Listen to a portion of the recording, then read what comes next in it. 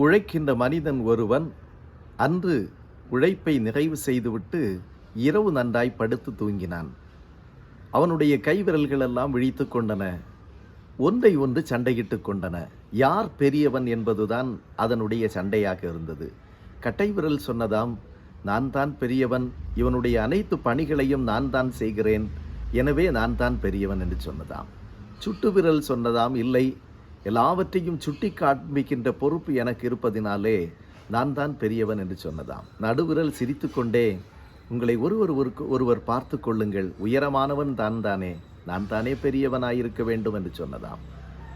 மோதிர விரல் சொன்னதாம், இல்லை, ஒரு மனிதன் எப்பொழுதும் பாருங்கள் மோதிரத்தை என்னிலே அவன் அணிகின்றான், எனவே நான் தான் பெரியவன் என்று சொல்லி கொண்டதாம்.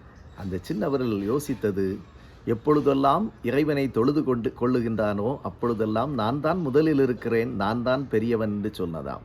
பிரியமானவர்களே, விரல்கள் ஒன்றை ஒன்று சண்டையிட்டு கொள்ள காலையில் எழுந்தவனுக்கு அந்த விரல்கள் ஒத்துழைப்பு தரவில்லை. அவன் வேலையை செய்ய முடியவில்லை, அவன் கடமைகளை செய்ய முடியவில்லை, அவனால் உணவுகள் அருந்த முடியவில்லை, முழுமையாக உடலும் சம்பித்து போனதாம். இப்படித்தான் அநேக வேளைகளிலே யார் பெரியவன் என்று சண்டையிட்டு கொண்டு நம்மிலே, நம்முடைய வாழ்விலே அநேக வீழ்ச்சிகளைத்தான் சந்தித்து கொண்டிருக்கிறோம். சங்கீதக்காரராகிய தாவீது சொல்லுகிறார், கர்த்தர் பெரியவர். ஆண்டவராகிய இயேசு கிறிஸ்து சொல்லுகின்ற போது, உங்களில் ஒருவன் பெரியவனாயிருக்க விரும்பினால் உங்கள் யாவருக்கும் பணியாளனாயிருக்க கடவன் என்று சொல்லுகிறார். நாம் நம்மிலே பெரியவர்களாய் இருப்பது அல்ல, நம் ஆண்டவருக்கு உகந்தவர்களாய் இருப்பதை கற்றுக்கொள்ளுவோம். ஆண்டவர் நம்மை ஆசீர்வதிப்பாராக. ஆமேன். God bless you.